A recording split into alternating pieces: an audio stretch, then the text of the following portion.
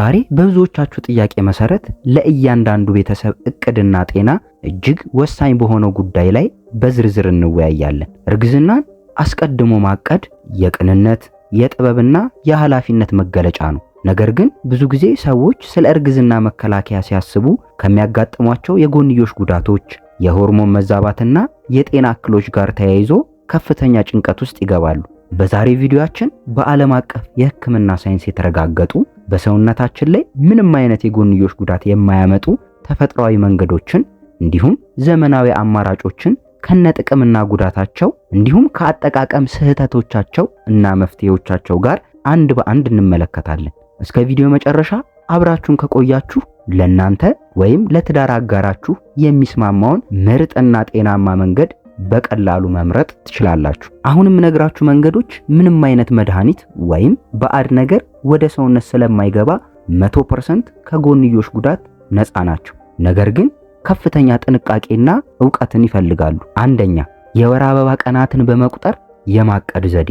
አሰራሩና ዝግጅቱ ይህን ይመስላል። ይህ ዘዴ ሴቶች የወር አበባ የመጣበትን ቀን መሰረት በማድረግ የሚያረግዙበትን ወይም የእንቁላል መፈልፈያ ቀናትን በማስላት በዛ ወቅት ጥንቃቄ ማድረግ ነው። ወደ አጠቃቀሙ ስንመጣ የወር አበባ ዑደት መደበኛ ወይም ሬጉላር ከ26 እስከ 32 ቀናት ለሚሆንላቸው ሴቶች ምርጥ ነው። የወር አበባ በጀመረበት መጀመሪያ ቀን መቆጠር ይጀምራል። ብዙውን ጊዜ ከቀን 8 እስከ ቀን 19 ያሉ ቀናት አደገኛ ቀናት ወይም እርግዝና ሊፈጠር የሚችልባቸው ቀናት በመሆናቸው ግንኙነት ከመፈጸም መቆጠብ ወይም ጥንቃቄ ማድረግ ያስፈልጋል። ሊያጋጥም የሚችለው ችግር የወር አበባ ዑደት በጭንቀት፣ በህመም ወይም በምግብ ለውጥ ምክንያት ከተዛባ ቀኑ ሊሳሳት ስለሚችል ጥንቃቄ ይፈልጋል። ወደ መፍትሄው ስንመጣ ደግሞ ዑደትን ቢያንስ ለ6 ወራት በደብተር ወይም በስልክ መተግበሪያዎች አፕስ መዝግቦ ትክክለኛነቱን ማረጋገጥ ያስፈልጋል። ሁለተኛ፣ የሰውነት ሙቀትን በመለካት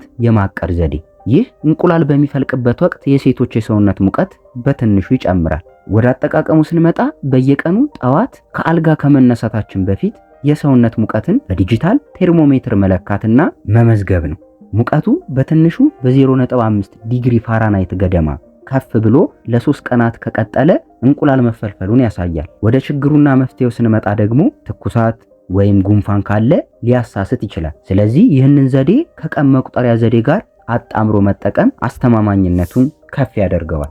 ሶስተኛ፣ የማህፀን ፈሳሽ እይታ ዘዴ።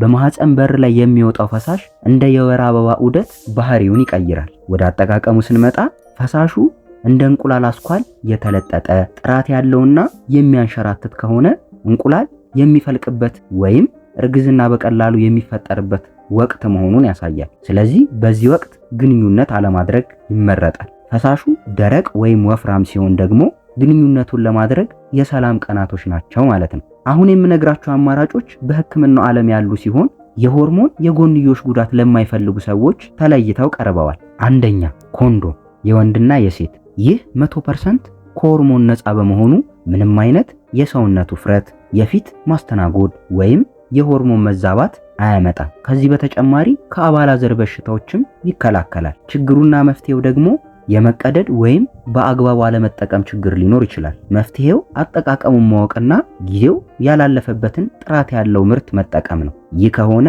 እርግዝናው እንዲከሰት ምክንያት ይሆናልና። ሁለተኛ፣ የማህፀን ውስጥ ዕቃ ወይም ኮፐር አዩዲ ሉፕ። ወደ አሰራሩ ስንመጣ ከኮፐር የተሰራ ትንሽ ቲ ቅርጽ ያለው መሳሪያ በሐኪም አማካኝነት ማህፀን ውስጥ የሚቀመጥ ነው። ትልቅ ጥቅሙ ምንም አይነት ሆርሞን የለውም። ስለዚህ በሰውነት ስርዓት ላይ ምንም ጣልቃ አይገባም። እስከ 10 ዓመት ሊያገለግል ይችላል። ልጅ መውለድ ሲፈለግ ወዲያውኑ ማውጣትም ይቻላል። እንደ ችግር የሚነሳው በመጀመሪያዎቹ ጥቂት ወራት የወር አበባ ፍሰትን ሊያበዛ ወይም መጠነኛ ቁርጠትን ሊያመጣ ይችላል። እንደ መፍትሄ ደግሞ ከሐኪም ጋር በመመካከር በመጀመሪያዎቹ ወራት የሚሰጡ ማስታገሻዎችን መጠቀምና ክትትል ማድረግ ያስፈልጋል። ሌላው ልናረጋቸው የሚገቡ ጥንቃቄዎችን እናነሳለን። አብዛኛውን ጊዜ የሚዋጡ ኪኒኖች፣ የሚወጉ ወይም ዴፖና በክንድ ስር የሚቀበሩ ሉፕ ናቸው። እነዚህ ሊያስከትሉ የሚችሉ ችግሮችን መረዳት አለባችሁ። ሊያጋጥሙ ከሚችሉ ችግሮች መካከል የክብደት መጨመር፣ የጸባይ መለዋወጥ ወይም ሙድ ስዊንግስ፣ የፊት ላይ ብጉር መውጣትና የወር አበባ መዛባት ናቸው። እንደ መፍትሄ መንገድ ልናነሳቸው የምንችለው ደግሞ ማንኛውንም የሆርሞን መከላከያ ከመውሰዱ በፊት የደም ግፊት፣ የስኳርና አጠቃላይ የጤና ምርመራ ማድረግ ያስፈልጋል። አንድ አይነት የሆርሞን መከላከያ ጉዳት ካመጣ ወደ ሌላ ለምሳሌ ወደ ተፈጥሯዊ ወይም ወደ ኮፐር አዩዲ መቀየር በሐኪም ምክር መደረግ አለበት። ውድ ተመልካቾቻችን ጤናችንን መጠበቅና ህይወታችንን በጥበብ መምራት የራሳችን ድርሻ ነው። ዛሬ ያየናቸው ተፈጥሯዊ መንገዶች ሙሉ በሙሉ ከጉዳት ነፃ ቢሆኑም ትዕግስትንና የትዳር አጋሮችን የጋራ መግባባት ይጠይቃሉ። ዘመናዊዎቹ ደግሞ የራሳቸው ጠንካራ ጎን አላቸው። ዋናው ቁም ነገር ለሰውነታችሁ የሚስማማውንና ሰላም የሚሰጣችሁን መምረጥ ነው። ይህ መረጃ ለእናንተም ሆነ ለምትወዷቸው ጠቃሚ ሆኖ ካገኛችሁት ቪዲዮውን ላይክ በማድረግና ለሌሎች ሼር በማድረግ ተደራሽነቱን እንድታሰፉ ጠይቃለሁ። በቀጣይ አርብ ደግሞ በሌላ አጓጊና ጠቃሚ የጤና ርዕሰ ጉዳይ እንገናኛለን። እስከዛው ጤናና ጥበብ ከእናንተ ጋር ይሁን። አመሰግናለሁ።